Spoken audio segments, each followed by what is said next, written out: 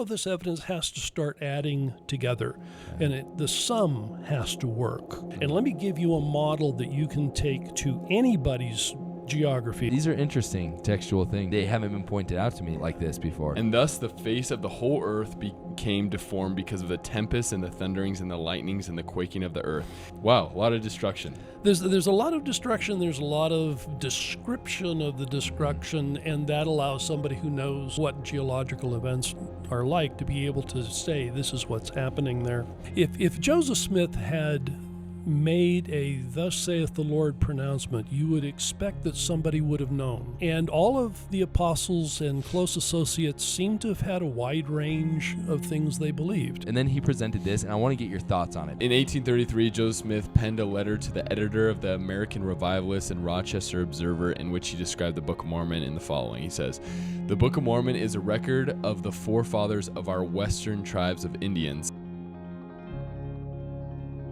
Welcome to the Stick of Joseph YouTube channel. Today, our interviewee, at least for me, it was super anticipated because I've seen a ton of interviews with this guy. His name is Brant Gardner. And Brant Gardner is one of the top researchers in the Mesoamerican geography theory for the Book of Mormon. And the first thing that he wrote that kind of put him on the scene was a 3,000-word commentary. Not 3,000 words, that's not that long.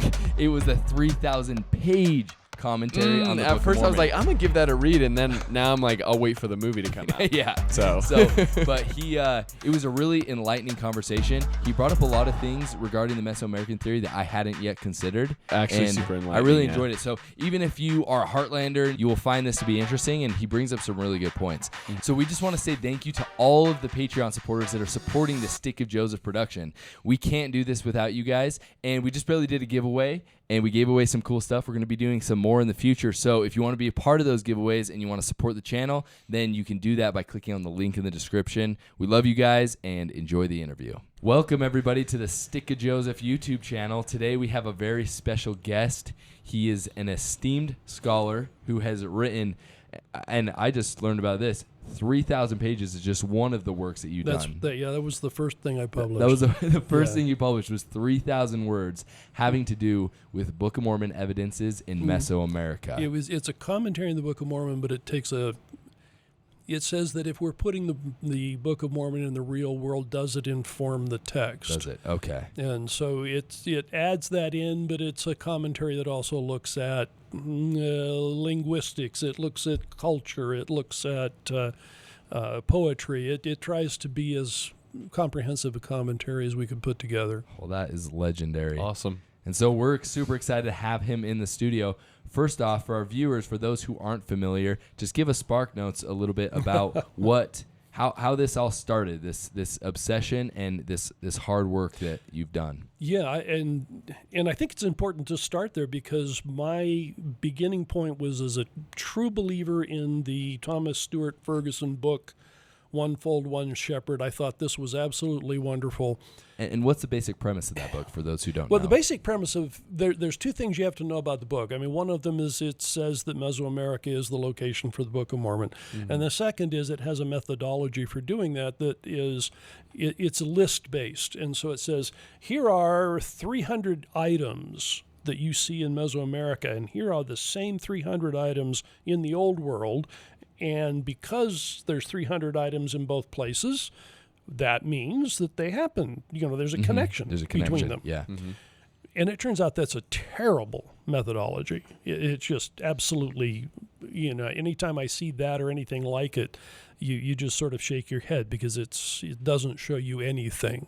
Because human beings are similar all around the world. Yeah, there's just as much. Well, for example, one of them was mud bricks, adobe bricks. Yeah. Okay, now dried mud is something that probably more than one person has thought about. For sure. And so, the fact that they have that in two different places does not really surprise you. Okay. Now, there are some things on lists like that where you go, oh, wow. One of them, for instance, is fish. It talks about fish and newborns, and or spirit children or young children or something are connected with fish, and you see that in Egypt and you see that in Mesoamerica. Yeah. And so you're talking like in carvings and hieroglyphs. Yeah, and stuff? yeah. Okay. So the symbology of the fish would say, this is why you see it. There's some spirit descending, right? Okay. And you go, wow, that's pretty cool, because that seems pretty weird, Very but there it is, specific. and then you realize that there is a time in the fetus when it has gills. And anybody who has gone through and unfortunately seen the fetus that has gills is going, yeah, gills, fish, but. And so, this is a human thing. And you can't say there's a connection because that's simply biology. But I found all of this later and found multiple things where I started looking at everything that anybody had told me, not only Mesoamerica, but the church had put out videos called Ancient American Speaks. And I remember talking with some of my archaeologist friends at BYU, and he said, we'll put this thing on when we want a good laugh. It's just terrible work. Again, it's just, methodology is bad and, pretty pictures. Yeah. But the methodology was terrible. And so I got to the point where I said, we just aren't going to know where the Book of Mormon took place. We have no idea. And then I went and mentioned that to John Sorensen. He's like, watch me. Well, what he said was, what if I could tell you that there are archaeological sites that carbon-14 date to the correct time period and are in the correct interrelationship with each other and match up with, some of these other things. He says, would that help you? I said, give me that. Yeah. That I want to know. And so this was, maybe 10 years before he finally published. Yeah. So I got a chance to read the manuscript. He was very generous with handing out this manuscript. I wish I'd have kept the manuscript. After I got the book, I got rid of the manuscript. I'm like an idiot. Wish I had it. Anyway, but I read that and I said, okay, now I've got something I can hang on to, because it's a tight enough methodology that I can look at it and say, okay, yeah, that's going to work, because I've got to find things in the right place at the right time. If I find somebody that, lives in this area, but it's 1,000 years too early or 1,000 years too late, it doesn't help me. So that's where things started. And it started with Sorensen. And then, of course, the more I read Sorensen, the more I said, we mostly agree. But I think there's some things that be expounded that on. I would like. I would like to use a different methodology. There was too much of his methodology that leaned heavily into lists. He knew Thomas Stewart Ferguson. They were both in the New World Archaeological Foundation together, and so this concept of lists is something that I think had informed the way Sorensen worked. I think also he was of the generation that. In his first book, not so much. In his second, Mormon's Codex, it came out a little bit more. But the idea that basically the Nephites caused Mesoamerican civilization. To actually flourish.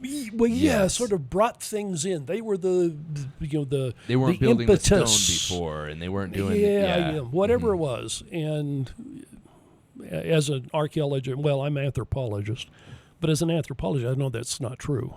We know much more about the history, and the Maya civilization, for example, was getting well underway by 2000 BC. Well, that's kind of before the Nephites, and so this whole idea that the Nephites caused civilization and taught them how to write, and we know that's not correct. However, there are some things that are kind of important, which is. The Nephites wrote, and the only place we know of in the entire Western Hemisphere, the only place where we have record of writing is in Mesoamerica. So, something there is at least curious. Yeah. So, back to your question, how did I get into it? That's kind of the beginning. Cool. Now, I will warn you, I am prone to long answers. All right. So we'll have few questions then. Yeah, you have to understand, depending on the question you ask, I am prone to long answers. I'm the same way. Don't worry about it. Yes. Okay, well, let's get into it, because we've had people on that have talked about the Mesoamerican model before, but we had Kirk Magleby on, for example, and we talked to him for 2.5 hours.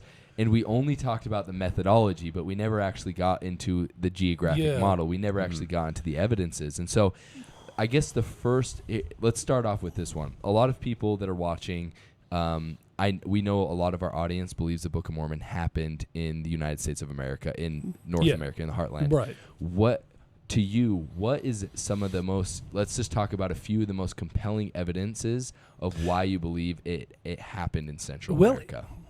Let's back up just a half step before that. Let's do it. And let me give you a model that you can take to anybody's geography and say, here's a way to make a judgment. If I have three people who give me three different things, we have the heartlands, the Mesoamericans, and the Baja. Throw in South America. You know, any of the ones, we've got lots of people saying lots of different things. How do you judge? How do you know? Well, one of the things you could do is just say, well, I mentally prefer this one. Yeah. That's just the one I grew up with, and I don't want to change my mind. Yeah, it fits with my worldview. Yeah. But is that the right way to judge? So the right way to judge it is not simple, because if it were simple, we'd have done it. And we'd all be on the same page. Yeah, we'd all be on the same page. But I can give you some things that will help, and it's a layered approach. And so the very top layer is geography. Now, I'm not going to talk much about geography, because the fact of the matter is there isn't any geography out there that doesn't pretend to fit. Now, you can argue it, but everybody has a narrow neck of land somewhere, because you know you got one, and you have to have one. Now, whether it's in the right place or not, that's kind of interesting. But I'm not going to talk about that one, because at the moment, just let everybody say they've got it. Let's find something else. Yeah.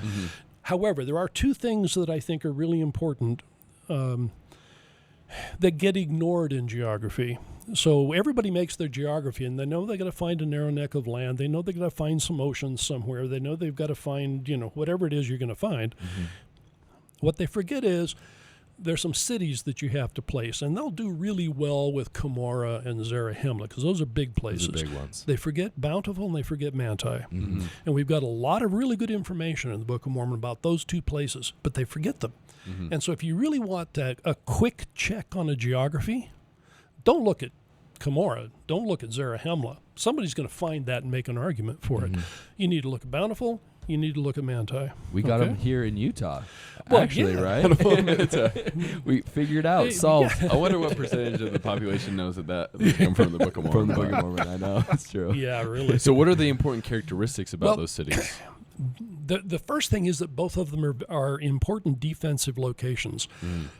Bountiful is built near the East Sea and near the narrow neck of land, and it is a fortress city that controls the movement of land going northward. And so for everybody who's supposed to go northward, Bountiful is the fortress that protects that, so that only the right people get to go through. Okay. Now, if you have a narrow neck of land that is, let's say, 700 miles wide, you go around Bountiful. Okay, you've got to have a narrow neck of land, or else Bountiful can't control it.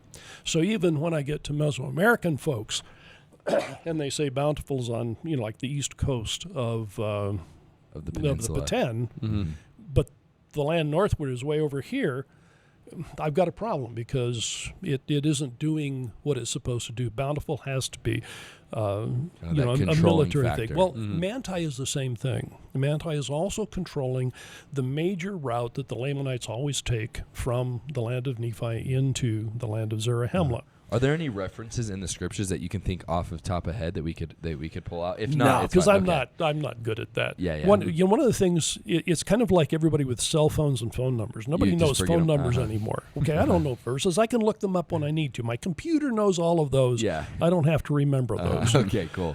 So I don't. Okay, it's all good. I was just seeing if you did. Yeah, no. Sorry about that. I can tell you why it's important. I have to find the darn thing. It all. But what happens is, it's on this route. It's near the headwaters of the sun, or it's near the head of the Sidon, which everybody defines differently. But it's near a thin strip. Everybody gets to figure different things out. But the point is, it's a military bottleneck. It's, again, controlling an access point. And if you have this thing sitting out in a plain, it isn't controlling anything, because you can just go around it. Yeah. Okay. If you have it next to a big river, and there's no bridges, it's not controlling anything because you just, bypass it. Take the river down and come across some other way. Yeah. You have to have something that says Manti, is controlling it. And it needs a valley to the east of it because there's another story that talks about people coming in the valley to the east. And so we've got a lot of good information.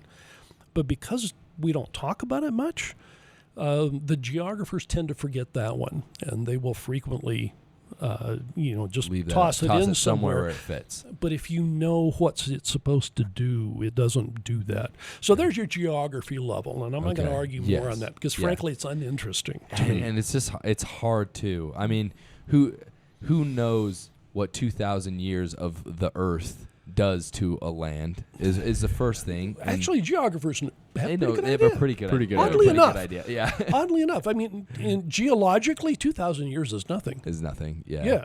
Now, what we do know, for example, even down in Mesoamerica, we know that the two major rivers, the Grijalva and the Usumacinta, particularly the Grijalva, has changed its path, its course in the last 1,000 years. Mm-hmm. How it hits the ocean is different. It enters the ocean in a different place. But we have enough records. We can see the sediment. We can see where everything, and we can trace that out. Yeah.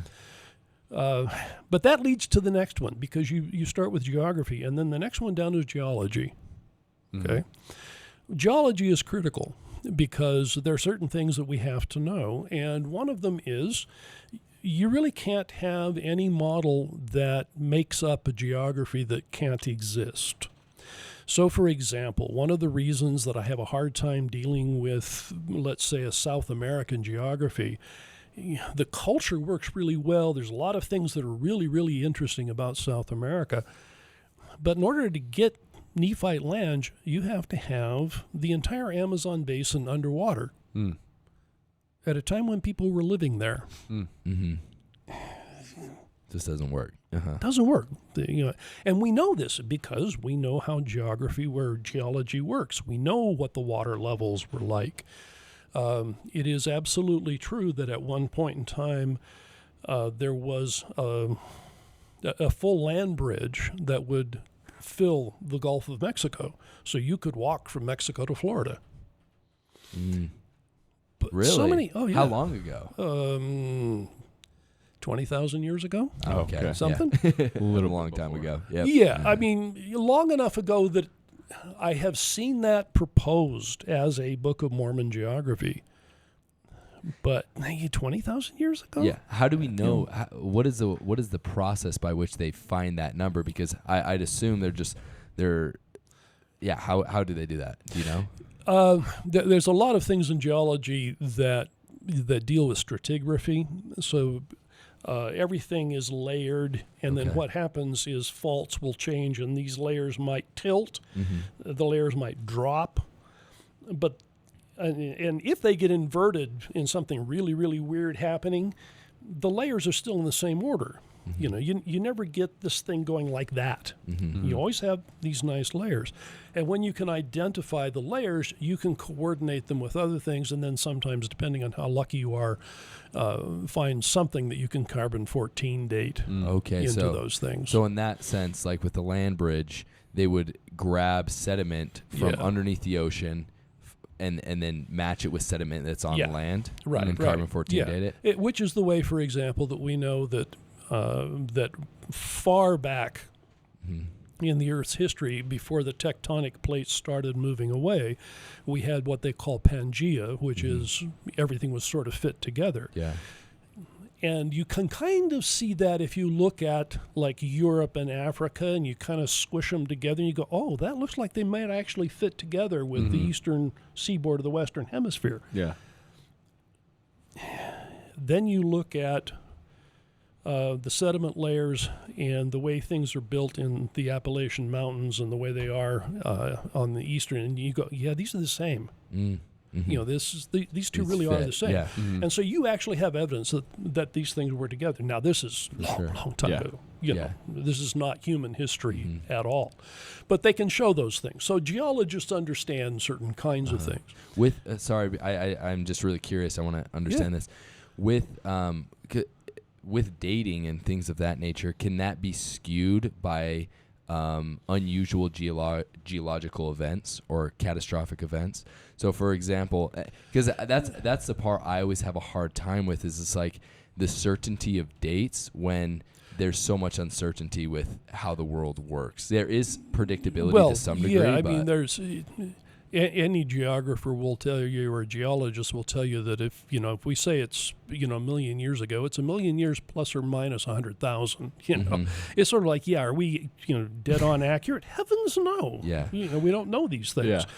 It's sort of like, and this is a point I'm getting to, volcanic eruptions. We'll talk about that in a second. But those are very hard to date because there's only certain things that we can do to date them, and none of them will get down to the right year. They're always going to give you a range of about 50 to 100 years on either side of this. Mm-hmm. So geologists are not going to say there's an adamant thing. Now, if you start from the present and start working back and you're not doing geological time, we get better.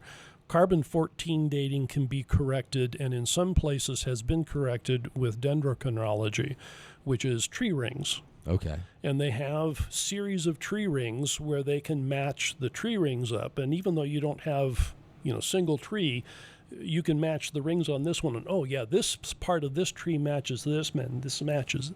And so you can count the tree rings, and then you carbon-14 date the things, and you go, these things are not that far off. So for human history, going back to, let's say, 10,000 years or so, we're actually reasonable. Pretty accurate. Mm-hmm. Within a couple hundred years. Okay. So if geologically, if you can get plus or minus 100 years for most of it, you're doing pretty well. Mm-hmm. The closer you get to our own time period, you get it down to plus or minus 25 years or something. Mm-hmm. You can't dead on accuracy. Okay, cool. But enough that you can say, is this during Book of Mormon times? Yes or no? Okay. Mm-hmm. And on some of it, you'll say, boy, we're right on the cusp. Mm-hmm. Maybe. Yes. Mm-hmm. Okay. The rest of it, you can go, not even close. Mm-hmm. So thank you for indulging my curiosity. I appreciate it. Not okay, a problem. But continue. And anybody who's a geologist and is listening is pulling their hair out, saying, this guy doesn't know what he's talking about, which is true. I'm not a geologist. But back to how do you measure these things? Well, you start off with the geographic. And then everybody gets that, and so you argue about that. But you've got to go a little deeper. Mm-hmm. Okay, let's say you find something, you say, okay, this is pretty cool. I think that's good. Now I've got to go down to the geological layer, and I can't have something that contradicts it. I can't have land underwater. I can't have Atlantis, and there's all kinds of things I can't have because it's happening at the wrong time. But we have a major geographic event in the Book of Mormon, which is all of the destruction that's happening before Christ. Before Christ comes.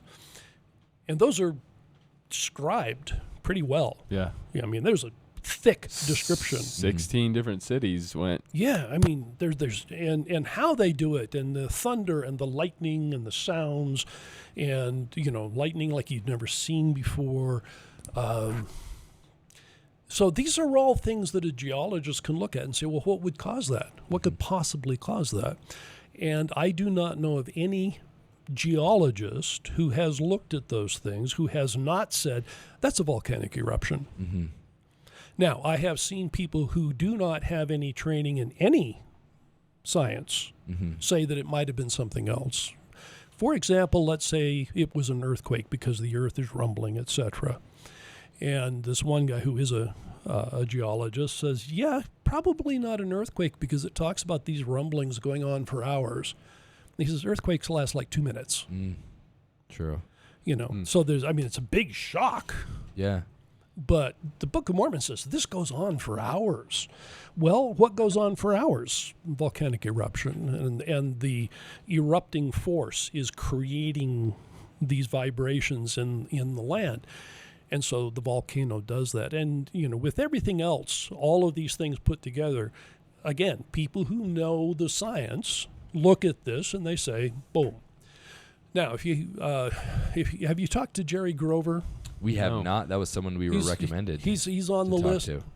I recommend you talk to him about geology. Is he a geologist? He is a geologist. Okay, and his book, Geology of the Book of Mormon, is available online for free in a PDF format. Cool. I recommend everybody skim through the first part of it unless you like geology, because it's very dry. Deep. Yeah. But when you get into how it fits into 3rd Nephi, it's remarkable stuff. He not only says this is a volcanic eruption, he will locate the most likely volcano to have erupted that is close enough to Book of Mormon lands that it would have created those effects, and it had an explosive event during that time period. Huh. Now, this is when it goes back where I said you've got a range. Yeah. Okay? There's no way we can say, yeah, this happens to be the one because we know it happened right at the right time. Okay. You've got a range. Do you mind if we read the few verses that you're referring to real quick? No, go ahead. So in 3rd Nephi chapter 8, this is kind of, I believe, and correct me if I'm wrong, this is what you're referring to. It says, in verse 17, it says, "And thus the face of the whole earth became deformed because of the tempests and the thunderings and the lightnings and the quaking of the earth. And behold, the rocks were rent in twain, and yea, they were broken up upon the face of the whole earth, insomuch that they were found in broken fragments, and in seams and in cracks upon all the face of the land. And it came to pass that when the thunderings and the lightnings and the storm and the tempest and the quakings of the earth did cease, for behold, they did last for about the space of 3 hours. And it was said by some that the time was greater. Nevertheless, all these great and terrible things were done in about the space of 3 hours.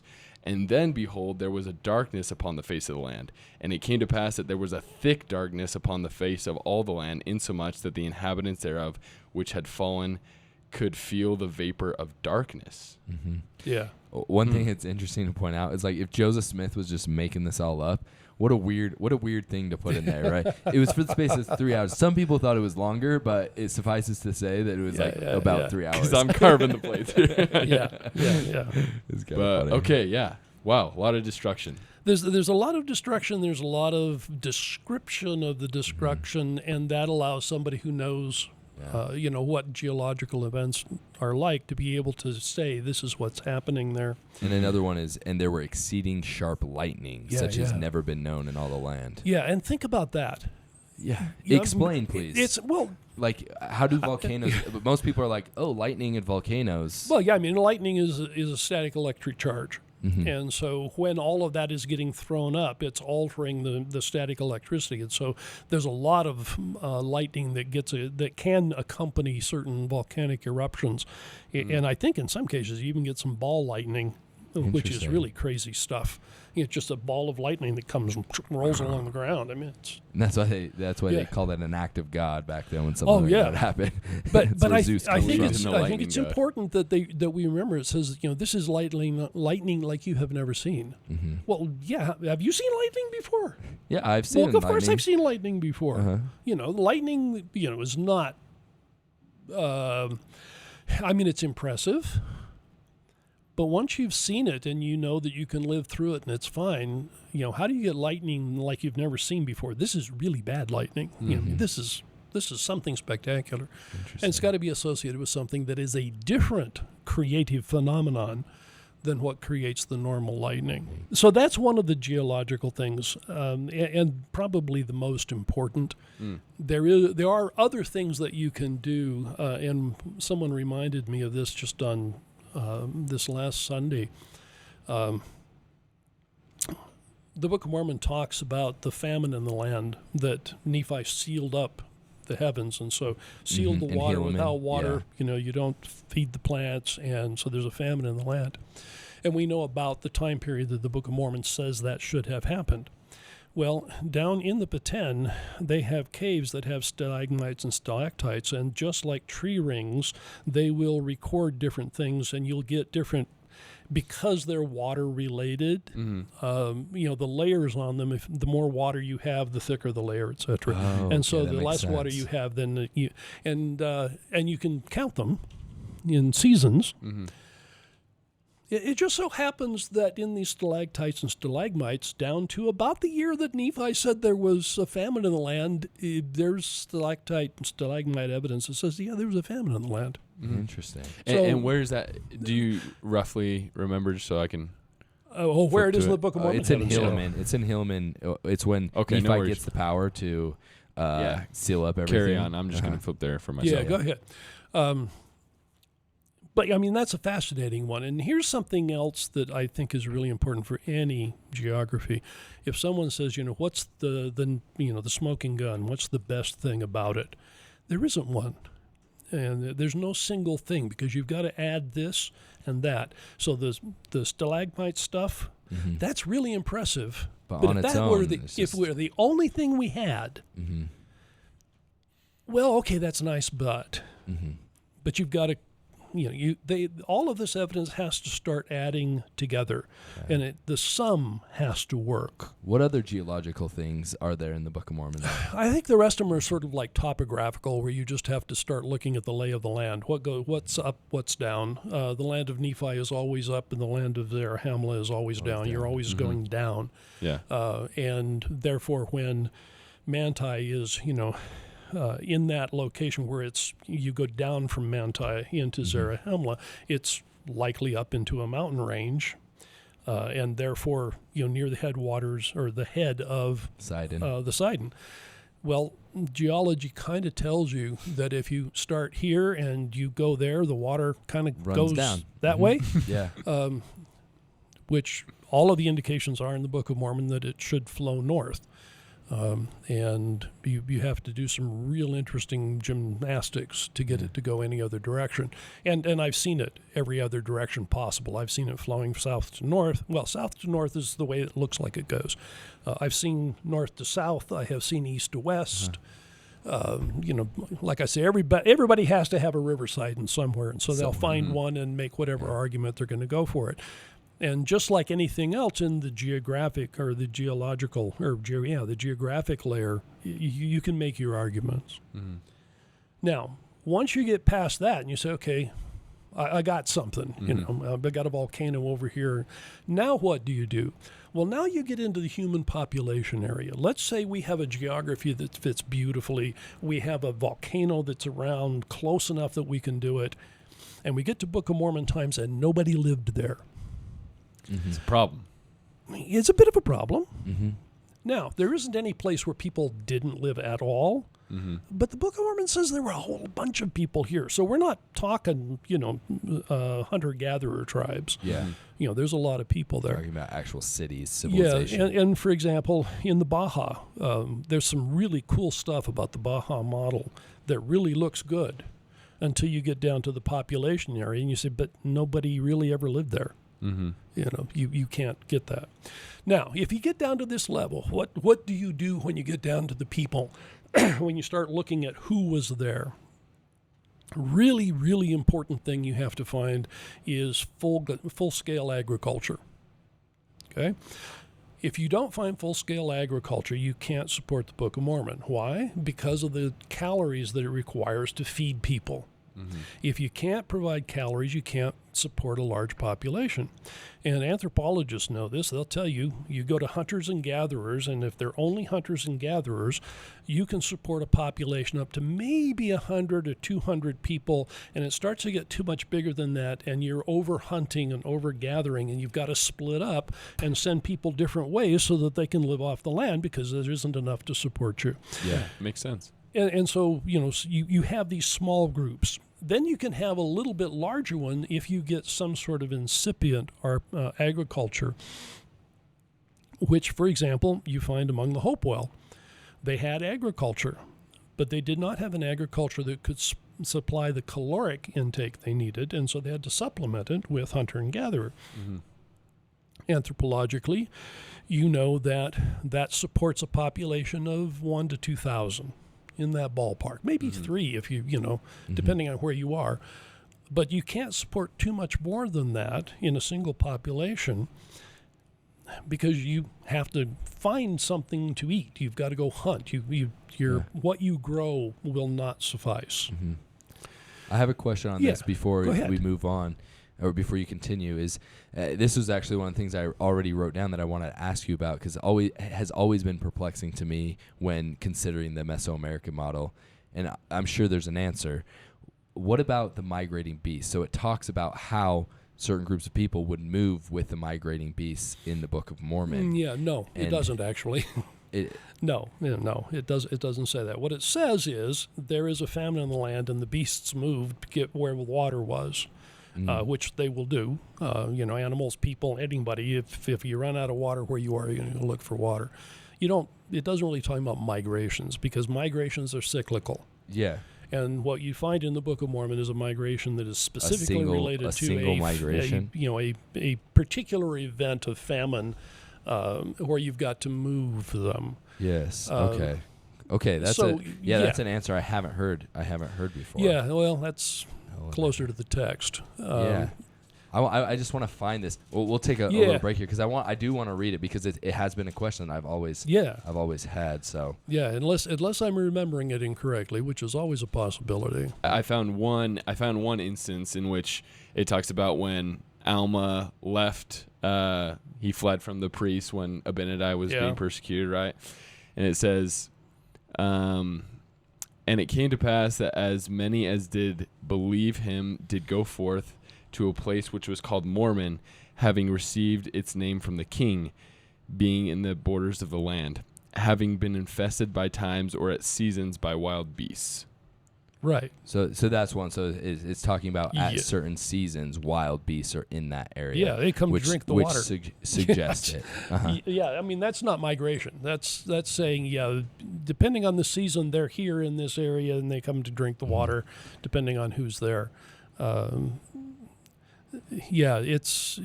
Migrations are usually much longer, and we certainly assume that they have a larger population that moves with them. Mm-hmm. So we have the bison and the plains that moved all over. Yeah.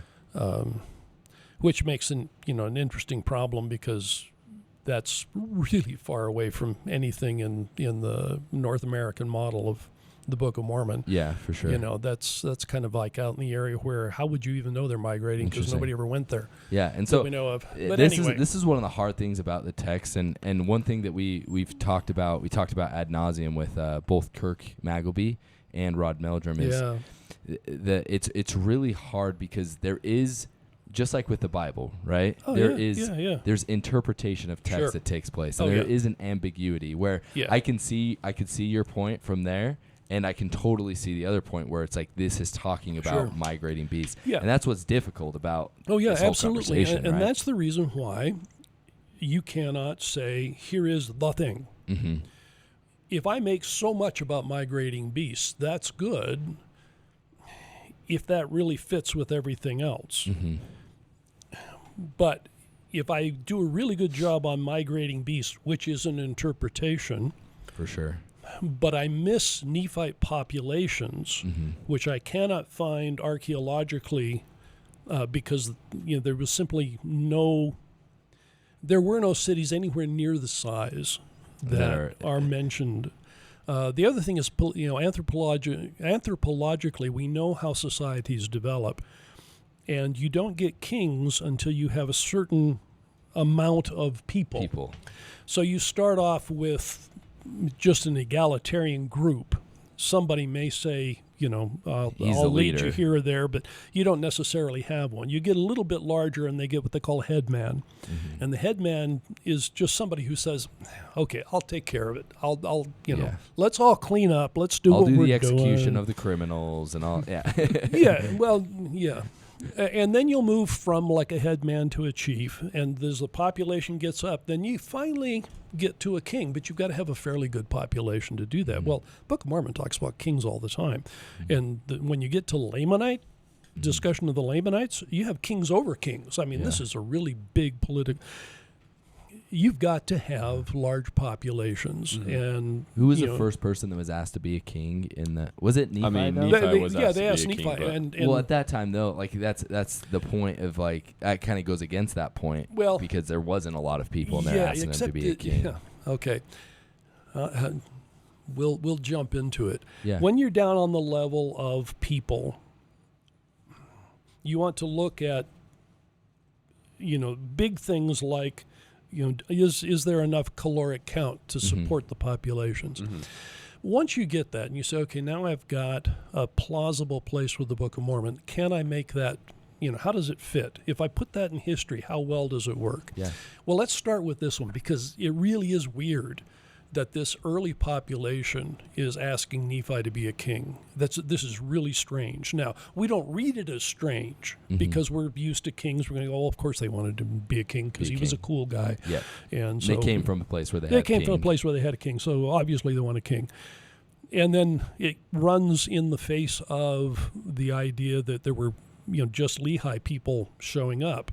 There's Sorensen said, if we look at, let's say, hangers-on and maybe slaves, or I don't know, they wouldn't be slaves, but other people unnamed that would have come with lehi, maybe we get 30 people coming across on the ship, and then you split them in half, and then very soon Nephi's got a city going. Well, if there's only 15 people there, there's no way you do a king. For sure. It's a little bit strange to say, you're a king. Well, it's Dad, more of like I'm an calling honorary you thing. It's probably more a figure of speech than it. And that's, I guess, the point that I'm saying is it's probably more of a figure of speech or how they conceptualized it.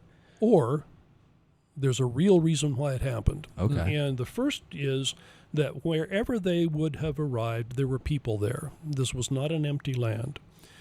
In the Mesoamerican model, most people are going to have them arriving on the or the coast of Guatemala. We know that at the time they arrived in the west foothills, side, right? On the west side, the Pacific side, we know that in the foothills there were at least six different populations of people, villages of 1,000 people each. So there's 1,000 people, 6,000 people that are basically watching the ocean, and they're going to see a ship with a sail coming across the ocean. Somebody out of those 6,000 people is going to say, what is that? And they're going to show it to somebody else. Because I don't know. I haven't seen anything like that. Do you know what that is? I don't know. It's getting closer. You think something's coming? Yeah, let's go down and see what it is.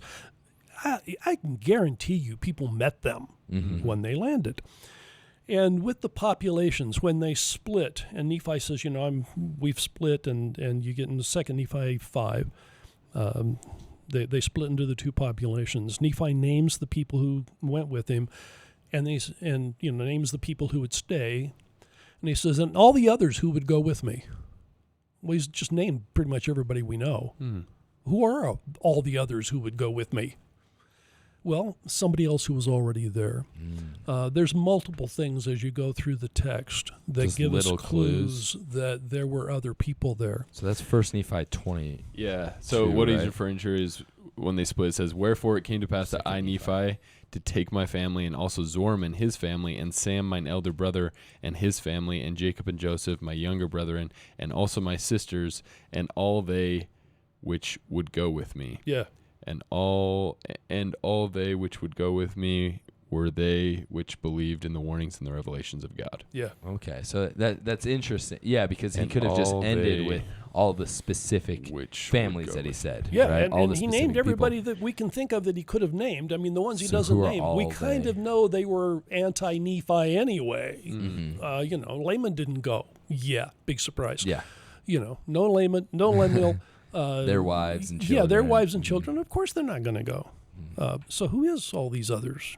That's pretty interesting. Yeah. I never read it like that. That's cool. Back into that, what's happening in Mesoamerica at that time period? At that time period in Mesoamerica, we are in a time in there's about 100 years period of time here where there's being a shift away from chieftains and into kingships. And so the people in the area, in that Mesoamerican region, are developing kingships. And so kings are rising. So why does his people want him to be king? Well, they've got a king. How come we can't have a king? Because they were making kings. It was a big thing at the time. It was an expectation.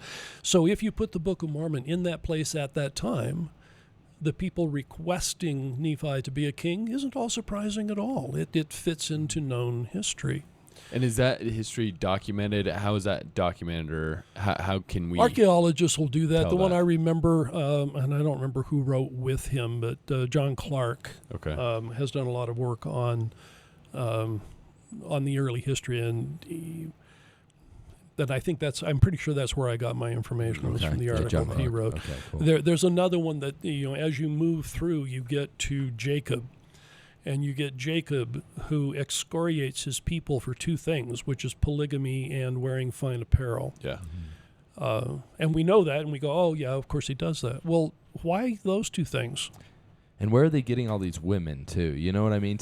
Because if it's just these people... Yeah, we're talking it's some just wild one incest it's just here, one, folks. it's just one generation, right? Yeah. Jacob came over on the boat. Yeah, you know what I mean? Yeah. It's on the ship, I guess. And I tried to do the math the other day. I was like, I don't know. There's Lots of just babies. No. Yeah, if you're not, and there's other things in the text that don't make sense unless you are saying there's somebody else. There's some assimilation. And which of other one people. this is, I don't remember where now, but Nephi tells Jacob to preach, and he gives him a text out of Isaiah. Shocking. Nephi says, preach Isaiah to the people. And so he gives them a verse out of Isaiah that talks about the Gentiles saving the house of Israel. They're going to be your nursing fathers and your nursing mothers. They're going to carry you on your shoulders. And the Gentiles are going to be your savior. Okay, now we read that kind of thing and we're going, well, in the New World, that's when, Columbus arrives. Yeah. Well, that doesn't they weren't really their saviors at that time. They kind of messed them up. And why do you tell a people, I'm going to give you a verse that really has absolutely nothing to do with you for 3,000 years, Mm-hmm. Yeah. What is that? Well, the Gentiles are these people who were already there. And it says they're your salvation. They're your squanto that is going to teach you how to do what you need to do. When the people of Nephi come over, who was the potter? Mm-hmm. Who was the guy who knew how to make plates, pots? None of them. I mean, they knew how to smelt metal. But the people that they came into didn't really care about that. Yeah. This is super. These are interesting textual things that they haven't been pointed out to me in this. Like this before. And what you do is you take them and then you go, okay, let's set the Book of Mormon against this location in the known history. And then watch it go through time. So you don't say, oh, well, here's a piece, there's a piece, let's throw them all together and pretend that this works. Mm-hmm. Take it through time, because when they're in the land of Nephi, it's earlier than the end of the Book of Mormon. It's also a very different people. It's a different culture. And so as you start moving things through time, what do you find? Well, let's take the time when Mosiah, the grandfather, so Mosiah 1, who's the father of Benjamin, who's the father of Mosiah 2. Mm-hmm. So when this first Mosiah leaves the land of Nephi, there's apparently, some Lamanite invasion. The bad guys are coming. They're kicking us out. He takes everybody who would go with him. And I think Mormon intentionally writes that story to make sure that it parallels the journey of Lehi, so that Mormon is saying, by the way, we're starting over again. So they leave. They go down into the land of Zarahemla, and they meet the Mulekites there, and it says they don't speak the same language. Okay, we know the story. As an anthropologist, I look at that and I say, okay, there's something wrong with this story because languages do not change that fast. We've only had 400 years. You do not have a language change from the common language that you had so that 400 years later it's mutually unintelligible. Especially if it's just speaking. Like with English, you read a Tinsdale Bible and you're like, that doesn't make any sense. But if you heard them talk, it would have been weird, kind of like Scottish today, a little bit to us, There are things that would be close, things that would be close, but not totally mutually unintelligible. I mean, again, you go back to the Tinsdale Bible and you're going to go, okay, I don't know that word, I don't know this word, but that one I know, and this one I know, or I could, but totally mutually unintelligible. You just don't change that fast. So how would it happen that they did? Well, if the Mulekites came and went with somebody else and met them, then they would learn a language, right? Mm-hmm. And the Nephites would have done the same thing. And it's entirely possible to be bilingual. So what happens is, what it seems, is that you get two people speaking two different languages. And it says also that they lost their religion, so the gods are different. Okay? Well, what happens if you put that into time? What we know archaeologically is that there was a group coming from the Gulf of Mexico and heading south down the Grijalva River Valley during the years that the Mulekites would have been making that journey to get to the land of Zarahemla. So the time periods are very close. The language group we know in that area was Soke. So we have these Soke speakers that are coming down. So apart from the Book of Mormon, we know that the Soke speakers are coming down. We also have evidence that there are some Maya speakers who have at least met them, and you show up there. So what would happen if Maya speakers show up with Soke speakers in the Grijalva River Valley? They wouldn't understand. They couldn't understand each other. Those are mutually unintelligible languages. Now, there were some differences among Maya, but those were dialectical. There are dialects, in the Soke, but Soke and Maya are mutually unintelligible. Interesting. So the archaeology tells us that we had this group coming down. The Book of Mormon says they couldn't, and we have the perfect explanation, and the time period fits. So we go, okay, wait. So with Nephi, we've got the reason why he's a king, and that all fits with that time period. But that's over, because now it's all kings, way past. and we don't hear about that anymore. And so now we get into this one, and we have, this location, and again, we've got time period, and things are matching up. So that's going to fit. Then once you have some of these big pieces together, you can get, like little pieces. One that Mark Wright's fond of is Alma telling the people in Zarahemla, do you have the image of God engraven upon your faces? Yeah. Well, that's a cool image. We like that. We quote that a lot. A lot. But it is a weird image. Engraven? Who's cutting into my face? On your face. Okay. Well, in that area of the world, the people actually wore masks that they would put on and become the god, and they would put the image of God on their faces, literally. It's like, you got your mask And they on? carved it. Yeah. And they carved it. And so when he says, have you put the image of the right God on your face? Because some of them may have put the image of a different God on their face. So have you the image of Yahweh written on your face? Yeah. And because we just use the generic word God, we miss the fact that it is highly likely that he's Talking saying about Yahweh. this God, and go back to Israel in the old world. When they say God, they mean Yahweh. But they knew that other people had other gods, and so it wasn't, That's super interesting. you had to know which God it was. Okay. So that one fits. Yeah. A question before Yeah. because I think we're going to keep moving on to all this other awesome stuff. As we're talking about writing and language and stuff like that, one thing that I've always found difficult when it comes to the Mesoamerican theory for me is that the style of writing and the style of art and architecture is so different from an Israelite style of writing and architecture. It's hard for me to think that, because a lot of the things that date to around that time, it's like, it seems very unlikely to me that it would change so drastically, and why would it change so quickly? Yeah, and that's an excellent question, and it goes back to the fact that there were people here when they showed up. So, but why would, especially coming from like an Israelite background where they let's shun talk the about Canaanites, that. why would they adopt other let's people's talk about stuff? that. Let's talk about that, because that's, again, important, and we forget this. Let's just talk about art and Israel. Israel is famously aniconic, meaning they don't want representations of God. They don't do many representations of much of anything. What kind of architecture do you have in Israel? Well, it depends on who was dominating them at the time. So Solomon's temple is highly influenced by Assyrian temples, because the Assyrians were kind of influential at the time. Other temples are going to be, other time periods are influenced by other people around them. So there's a lot of culture that they're getting from someone else that isn't purely Israelite.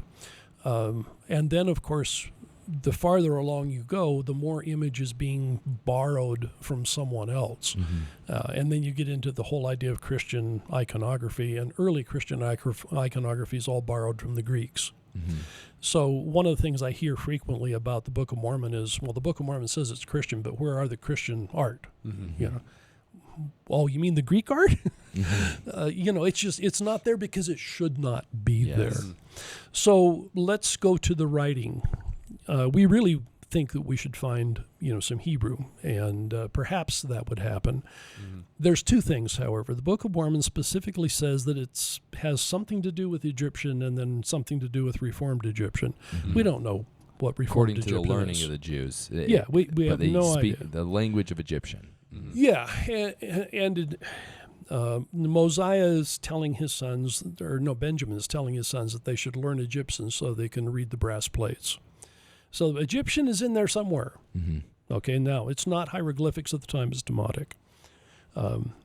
But is there anything about Egyptian and the writing systems that we see in Mesoamerica that would allow us to say, well, I wonder why someone would conflate those? Do they have anything in common? They're syllabic. They're not alphabetic. So you would have a character for Ba, a different character for Be, a different character for Bo. And so all, you know, in our alphabetic, we'd have the B and then the vowels. But they would have the syllable put together, and it would be a different. And the Egyptian does that, and Maya does that, and the language is down there. So, you know, from a language standpoint, is it that different? Like structurally, I see that. Yeah, for sure. not entirely. Now, what about the fact that they probably wrote in Hebrew? One of the problems of just everything in the New World, and particularly for those of us who try to study Mesoamerica, the land eats things. Now, the Book of Mormon says if you don't put it on plates, it's going to perish. Well, that's actually true down there. If you put it on a perishable material, it will perish. Now, the Spaniards burned a lot of them. They perished that way, but there weren't very many things that we find in these archaeological sites. Stone and metal, that's what's going to last. Stone and metal are going to last. And so we don't get much written on metal until much later. They did not really start writing on stone until about AD 400. Well, that's about the end of the Book of Mormon. That's not Book of Mormon times. Now, did they start writing? Was that the invention of writing? Well, everybody knows the answer to that is no. But now we have better evidence because they found the site of San Bartolo. And this is a place where the guy accidentally finds this cave, sort of goes into it, and lo and behold, it's a temple. And the walls are painted, not carved in stone. And it's old enough that the glyphs there, you can read some of them, but you can't read all of them because they've shifted over time. But what it tells us is that people painted before they carved. And so if you are writing on perishable material, and we know in Ammonihah they burned books, so there was a perishable material there, they're gone. So, how much Hebrew writing would they have had if they wrote on the perishable material? If they didn't get around to putting it either on metal or either on stone, it's gone. And the Book of Mormon says that's happened, and the actual history of that area tells us that that's happened. And it's not that we don't think there was ever anything there, because we do have the evidence, you know, that it was developing. But if it was perishable, it's gone. Yeah, it's just, I guess one of the big things too, especially when it comes to iconography, is there very much are, and that's the thing, is I don't know the full breadth of your Mesoamerican model and what your claims are, and I know because there's a lot of variety, right? Sure. And you know, we've talked to people that point out the iconography and the writing and stuff, and they're like, oh, this is talking about the Book of Mormon, or this is that, and it's just the thing that's hard is, you know, Israelites. They were a law of Moses following people until Christ said, law of Moses done. And so the idea of them graving images of God, of Yahweh, it just seems unlikely. Yeah. And one of the things I pointed out, I think way back when I was doing the commentary on this, I hold to pretty close to the Sorensen model. I don't disagree with him too much. Where he and I first disagreed was on the Jaredite landing place. He had them on the West Coast, and I have them in the Gulf Coast of Mexico. But he changed that by the time we got to Mormon's Codex, so we don't have that disagreement anymore. And I don't worry about specific locations because I'm looking at cultural connections. But here's one for you. If you're using that model and you're saying, let's go into the Grijalva River Valley, you go to most places, and what you will find on the temples are masks of the gods. When you get to the culture area right along that Grijalva River Valley, they're interestingly aniconic. We don't find the masks of the gods there. We don't find a lot of iconography in the pottery. We'll find a few things that people brought in from somewhere else. But they're not a people that is doing much to sort of represent the gods. So when you go back to what you were saying, here are people that probably shouldn't be doing that. Oh, right where we've got Nephites, all of a sudden this is the place where we're finding the least amount of iconography. So yeah, I'd say, that's probably about true, and at least from the way all these things fit together, that fits pretty well. From what I'm looking at. Sure. Now, other kinds of things. What's another one? What's another big evidence of? Well, here is the biggest, and I think this one is now gaining, at least with anybody dealing with Mesoamerica, is gaining some traction, which is the end of the Book of Mormon. We all know the Book of Mormon ends. I mean, this is not surprising.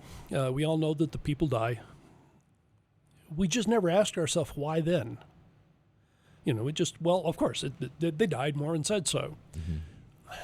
But things don't happen like that in the real world. Real history has causation. And if people are going to die off, there's going to be a reason for it. Now, in addition to that, this is a war of destruction. Those are the most expensive kinds. And you tend not to get them. And most of the warfare that you see throughout the Book of Mormon is a warfare that is trying to preserve the people they conquer so that the people they conquer will give them tribute. And taxes. Very famously in the story of, Limhi, Zenith and Limhi, where they're, giving taxes to the Lamanites around them. Now that's what everybody wants to set up. So to say, look, I'm just going to wipe you out, you've got to have a really, really good reason for doing that, because this is a tough war to do. You've got to have a large army. You've got to put them in the field. You've got to supply them. You've got to hunt people down, instead of saying, why don't you guys just stay on the farms and give us stuff, So this is a known difficulty. And at the end of the Book of Mormon, all of a sudden we're saying, contrary to every other war that we know about in the Book of Mormon, this one is a war of destruction. It's the only one that's the war of destruction, and it works. Well, what's behind that? Why? Well, it just so happens that at the time period right around the end of the Book of Mormon is when Teotihuacan is creating its economic ties with cities in the Maya lowlands. And in order to get to the Maya lowlands, you go from central Mexico, and you pretty much travel the coast down is the main way to get there, going through the Isthmus of Tehuantepec, which would be the narrow neck of land.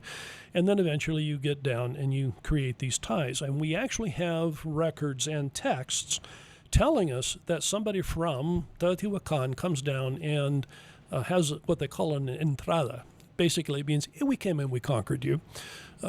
There's all kinds of euphemisms that they'll put on these things. But basically, Teotihuacan comes down, they conquer Tikal, but they don't eradicate it. They keep people there, and they say, pay us tribute. But what's happening is you have somebody in central Mexico, somebody down here, that is now creating a very important economic trade route. Guess who's sitting on the bottleneck of that trade route? Going through the narrow neck of land. Who's be the there? Maya. The Nephites. Or the Nephites, because the Bountiful, Nephites right? are the ones who were there, and they're famously enemies too, and they're sitting right on the trade routes. Okay, all of a sudden you have really big, powerful people on both sides that are saying, okay, these guys are now a problem, and they're a big enough problem and could be a big enough problem that it's worth getting rid of it. So all of a sudden those situations surrounding it tell us why it's only at that point in time that we have the Book of Mormon ending. All of the wars we've seen before. Now, there's other things in there. In particular, I've made the argument multiple times now that Mormon intentionally points the Gadianton robbers towards Teotihuacan. He links them up. Now, he doesn't give the name of the city, but he talks about it being in the north and coming from the north, and there's all kinds of reasons why. But you'll also remember that when Mormon talks about why the Book of Mormon ends, it's not the Lamanites. It's the Gadianton robbers. And in one of the books in Helaman, he says, I will show you at the end of this book, not the end of Book of Helaman. Monster at the end of this book. But at the end of this book, I will show you that it's the Gadianton robbers who have destroyed us. Destruction. And so he talks about this one time when there's a war, and his father, Mormon's father, was a general, and he had fought. And so they come and they fight, and they win. And we get a lot of Nephite winning in the Book of Mormon, He says, and then they saw the Lamanites there, and they just turned tail and ran. Huh? I saw Gadianton robbers, and that made a difference. And it talks about the Gadianton robbers infesting the land. And, well, the military uniforms, if you will, of the Teotihuacanos was very distinct. We can, we see it on iconography. We can recognize it. We know when it shows up. And there were a few military tools they had, or weapons they had that changed warfare, and they were just dominant. And I think that's what Mormon's talking about. And he's saying, the Gadiantons came down. Everything changed when the Gadiantons came down, and Gadiantons were the ones that got rid of us. And it just so happens that that's exactly the time period when Teotihuacan is coming down and making war on these places and conquering them. That's interesting. Do you write about that extensively in your books? Yes. I got to get your books, man. Yeah, the one book you want to read is called Traditions of the Fathers. The Book of Mormon is history. And so everything I've been saying about let's take this and go slowly through time and watch it. How does this correlate with what we know is happening in the world? So that's the book I need to get. That's the book you want, cool. The Traditions of the Fathers. Interesting. That's awesome. Yeah. I wanted to ask, we'll kind of transition a little bit. Sorry, 1 second. I have a question. In my head. You go your question. With John Sorson and kind of your similar and mutual beliefs, do you also hold the belief that kind of all statements made by Joseph Smith in regards to geography and stuff like that were more his just opinion and best guess instead of him speaking prophetically? Right, because if Joseph Smith had made a "Thus saith the Lord" pronouncement, you would expect that somebody would have known. And all of the apostles and close associates seem to have had a wide range of things they believed. Orson Pratt certainly should have known. And Orson Pratt believed in a hemispheric model. In the footnotes that he put into the 1879 edition of the Book of Mormon, it's all hemispheric and has the Nephites in northern South America. None of us believe that anymore, and they took all those footnotes out. But, Orson should have known. If Joseph had really pronounced it, how did Orson get it wrong? Well, Joseph, I've heard Mesoamericanists make, I think, too much out of the Stevenson Catherwood's book. Yeah.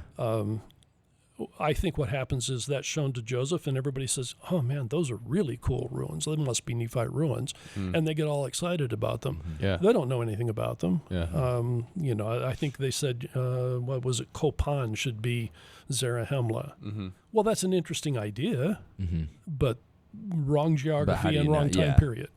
I mean, Copan wasn't there. They just see cool pictures that were They saw drawn cool in there pictures, and they weren't very sophisticated. These were not educated people. Now, how does Joseph say these things. First of all, he's a prophet, and he did get visions. So how does he get it wrong if he got visions? Have you ever taken a sort of a geography test on the internet where they say, here's a picture of a place. Mm-hmm. Where is that place? Mm-hmm. Yeah, I've seen those. There's like people on Google Maps that can like find anywhere in the world. Like if you take a selfie somewhere, they'll find it on Google Maps. Oh, yeah. Yeah. But I took one once, and there were a couple of them when I said, I'm going to get this one right because I can see it has Japanese characters. But if they didn't have the sign in Japanese, there's no way I would have known that was, anywhere near Japan. Yeah. Because grass looks like grass, and if you get a deciduous tree, it kind of looks like a deciduous tree. Yeah. I've been in the Chiapas Valley, which is where I think a lot of the things in the Book of Mormon took place, and it's not the jungle. It's mountains, it's trees. I've lived in New York. It's not that different. Mm-hmm. If somebody took a picture there and took a picture of New York and said, these trees are these trees, where are they? Be hard. Yeah. So if what Joseph is seeing in a vision is helping him to understand what the people were like because he could see them, I think that tells him what he needs to know. I don't think it tells him a place. But he didn't necessarily have it zoomed out. No. I know. I think Google Earth has really screwed all of us up a little bit, We don't understand that there was literally a boots on the ground type deal. Their description of geographies and stuff was from how they saw it. Right? Oh, absolutely. And even look at some in the really Book of ancient Mormon. maps. I mean, you look at Mesoamerican maps, and Mesoamerican maps will show you, here's 4 mountains, and we're in here, and you try to mash that up with the real world. Well, which 4 mountains? There's mountains all over the place. But, these were 4 sacred ones, if you don't know which one they're looking at. Yeah. I had a friend of mine that went to the Philippines on a mission, and he was a nurse. And so he was, in the mission home, and they're in Manila. And this is 10 years ago, not that long ago. And he got one of the local members because they needed to go someplace in Manila.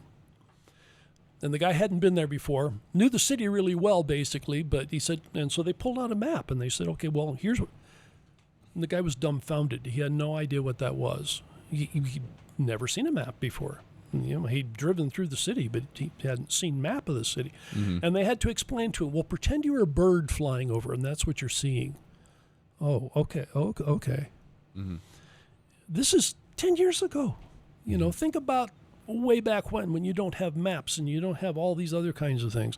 Mm-hmm. Yeah, how do you know where something is? Well, I walked for 3 or 4 days before I got there. Yeah. That's how I know. There's no street signs. For sure. No, that makes sense. Yeah. And I think I was always there recently because we asked the same question to Rod Meldrum. Yeah. And that's one thing that we try to do on this show is we like to ask the same question to multiple people, see what their answers are, and then hear what the other people say, right? Yeah. And so he gave an answer that we hadn't heard before, and it has to do with a letter that was sent. Do you have that with you? Apparently, and because it was my last time that we talked to him, it was my persuasion too. Joseph Smith never said anything like prophetically.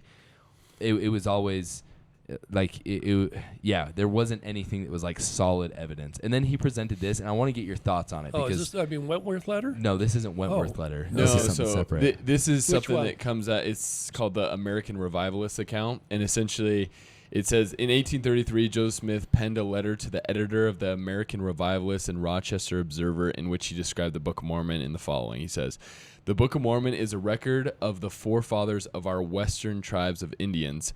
By it, we learn that our western tribes of Indians are descendants from that Joseph that was sold into Egypt, and that the land of America is a promised land unto them." And then it says the editor published a portion of the letter from Joseph Smith in the article titled Mormonism in the paper on the 2nd of February, 1833. 10 days later, Joseph penned another letter indicating his disappointment at having received the paper and finding his original letter had not been printed in its entirety. And he goes on to write the letter back. He says, "Dear sir, I was somewhat disappointed on receiving my paper with only a part of my letter inserted in it. The letter which I wrote to you for publication, I wrote by the commandment of God, and I am quite anxious to have it all laid out before the public, for it is important to them." And so essentially what he's saying is at that time, their perspective of the Western tribes of the Indians, they're, in Rochester, New York. Sure. And so Oh, yeah. it's, yeah. And he makes it seem like it was like, because I guess the phrase in there that Rod pointed out, that's like, he's like, this is a smoking gun, is it says, I sent this to you by the commandment of God. Right. And so he makes a claim that that's the prophetic. Sure. Oh, of course he would. So what are your thoughts on sending a letter by commandment is different from the content of the letter. So I would say, God says send them a letter, and Joseph writes the letter and sends it off. Did Joseph think that at that point in time? Absolutely certain he did. Okay. Now, the question is, if he thought that at that time, how could he have possibly changed his mind and got excited about the Stevens and Catherwood book? If Joseph had a revelation and Joseph said, this is the only place the Book of Mormon could be, how did he change his mind? Well, because it wasn't revelation to start with. This is all speculation.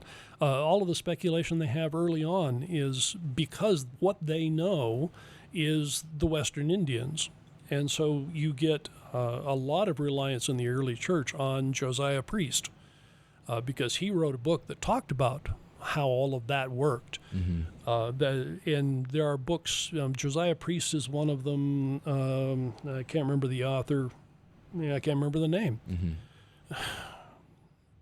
Somewhere in that traditions book when I'm looking at origins of stuff.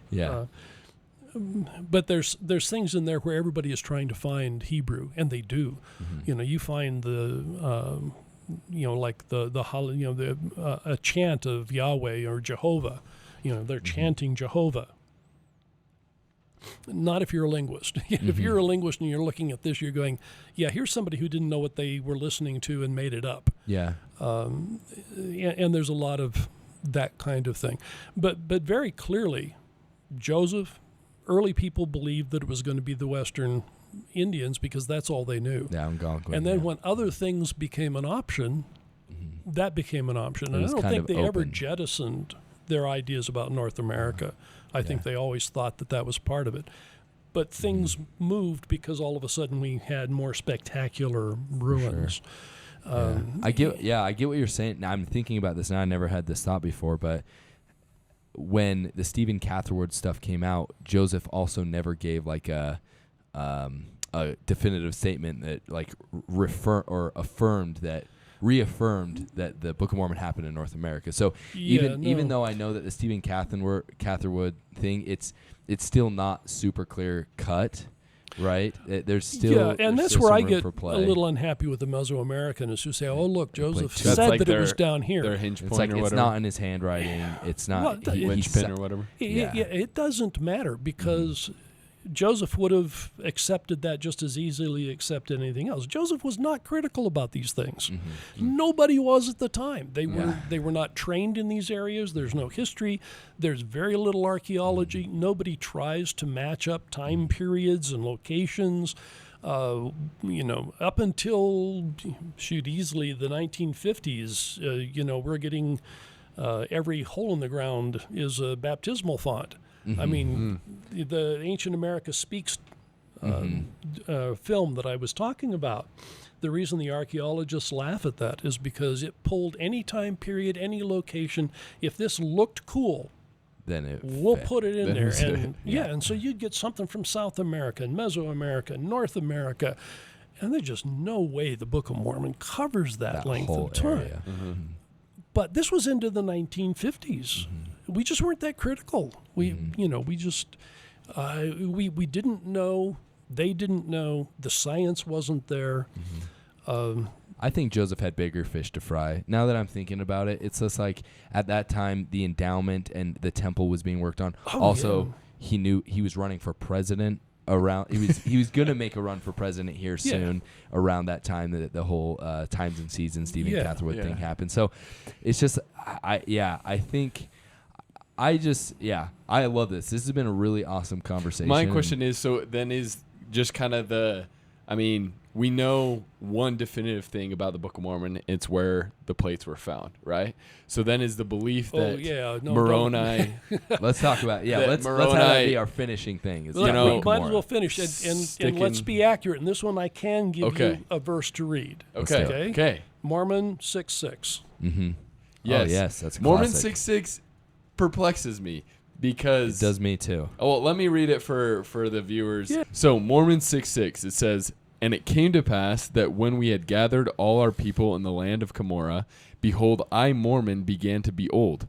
And knowing it would be the last struggle of my people, and having been commanded of the Lord that I should not suffer that the records which had been handed down by our fathers, which were sacred, to fall into the hands of the Lamanites.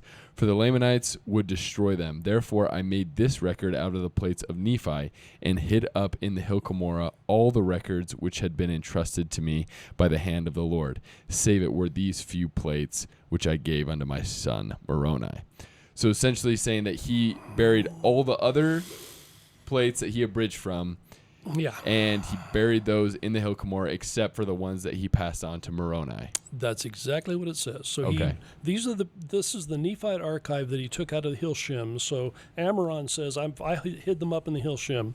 Okay. You take them out when you're 24 and, be the historian. Mm-hmm. And then he does, and Mormon kind of messes up the history there, and he has to insert some things later because he forgot to tell us that he went there when he was 24. Mm-hmm. So we don't get him going by the hill Shem until he's much older. But he goes by the hill Shem. He says, then the Lamanites are going to take over this thing. I got to get these records out of here. So he takes everything, the entire Nephite archive comes out. Mm-hmm. And so that's what he has with him, is the entire Nephite archive, small plates, large plates, brass plates, all of this record. Everything. And he says, and I buried it in the hill Cumorah. Everything. Mm-hmm. Except for the Book of Mormon. Because that's the plates he gave to his son Nephi, or Moroni. Those are the plates that Moroni wrote added the Book of Ether to and added the Book of Moroni to. Mm-hmm. A lot of stuff. So according to the Book of Mormon, the plates that Joseph got were never buried in the hill Cumorah. It just were buried in a hill. According to the Book of Mormon, all the text we have, it says they were not in the hill Cumorah. Now, you can say, well, they came back and buried them. But it doesn't say that. But it doesn't say that. And that's what I say to the Heartlanders all the time, is it's like, okay, you can say all these things, but the text never says Cumorah. Right. No. Mm-hmm. And rather specifically says it isn't. Mm-hmm. So how do you get there? Huh? How do you mean it specifically says it isn't? Because there's an omission. I buried everything except these plates. It specifically says that these plates are not buried with everything else in Cumorah. Okay. Now, does that preclude him from coming back? Doing the loop. Yeah, that's what I'm talking about. Well, no, it doesn't preclude him from that. It just says. But why wouldn't he say? he went back to the hill Cumorah? Well, think about this. That's what I think. At the end, he says, "Okay, we're being hunted. My father and a few people go south, and I'm going north." And he hears from his father in the south that he's been killed. Nephi's up in the north. They're killing people in the south. The farther north you go, the safer you are. I'm going to loop back around to an unsafe place, and I'm going to bury these plates. Mm-hmm. He's probably not coming back because this is now in somebody else's hands. So, logically, there isn't any good reason for him to go there. I agree with you on that. Historically, there's some historians who've looked at this trying to find when Joseph himself called the hill Cumorah, and it was like the 1840s. We just don't have him prior to that time. And Joseph adopted language that everybody else was using. So, if everybody else called it that, Joseph did. But it took him a while to do it. Now, let's talk about the hill Cumorah that's in New York. The plates were taken out of that hill. It was called Mormon Hill for a long time. Afterwards, not Cumorah. Cumorah was a later thing. The saints would call it Cumorah. Joseph certainly didn't call it that early on. It appears that Oliver did. But that's the historical problem of naming. Let's look at the geographic problem. According to the Book of Mormon, everybody ends at the Hill Cumorah, and it's north of the narrow neck of land and near the eastern seaboard. Well, the Hill Cumorah in New York isn't close to any eastern body of water, not very close at all. And the most common narrow neck of land is north of, not south of, the Hill Cumorah. It's northwest. So the whole idea that they went through the narrow neck of land to get to Cumorah, which is what the text says, doesn't fit the geography of New York. You know, south of the Hill Cumorah, where do you find a narrow neck? You got to have one, and it can't be terribly far away. I don't know where it is. I can't find it. Usually it's somewhere around the Great Lakes is where the Great Lake hypotheses or the heartland will put it. But that's all to the north, and it's supposed to be south.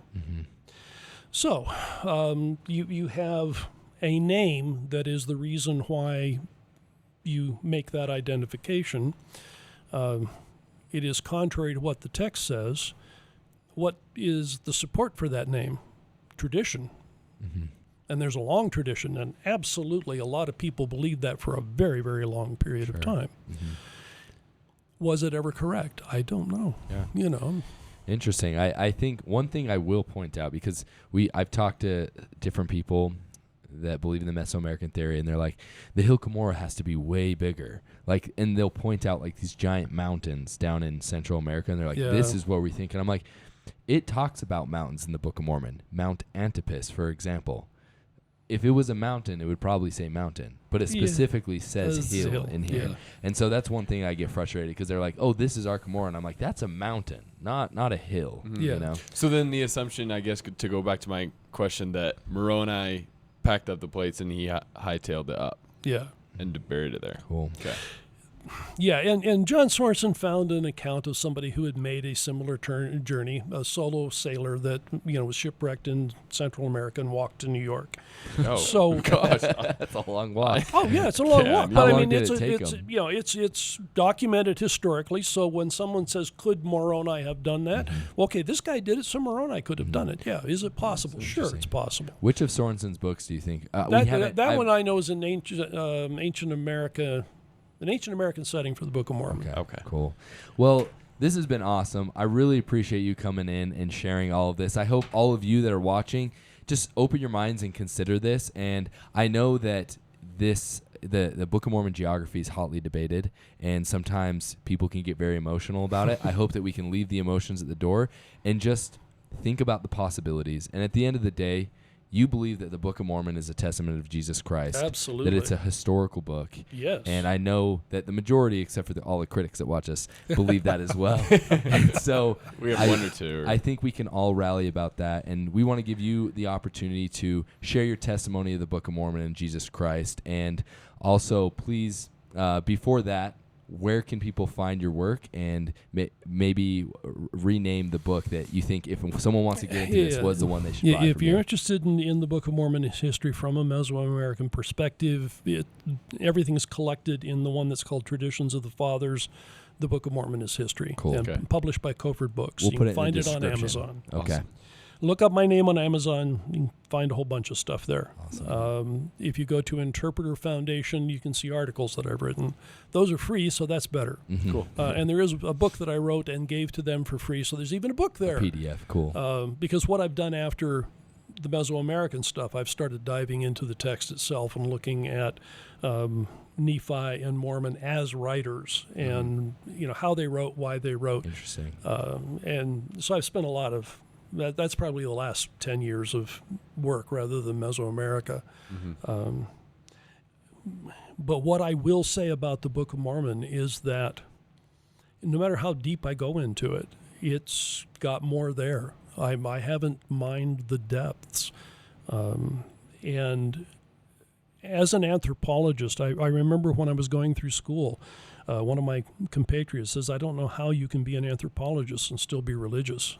Because we just learn too many things about the way the world works. And I said, well, your religion just has to be stronger than your anthropology. And in this particular case, it's that darn Book of Mormon. I can see all kinds of things about Joseph Smith's church that were problematic. The early church. The early church, I mean, it was a bumpy ride. It was a bumpy ride by the time you get into Salt Lake. It's got its bumps now. There was a time in the 70s when I went to my bishop and I said, it seems like the church doesn't want people who are scholars to do these things. So there's been bumps. But there's that darn Book of Mormon. And Joseph said, here is the keystone. This is the testament of Jesus Christ, and this thing stands. And whatever else happens in the church, that thing stands. And so, my testimony is firm on that one. Absolutely. Awesome. Well, thank you. I appreciate it. Heck yeah. Thank you guys for watching, and until next time, stay curious and hungry.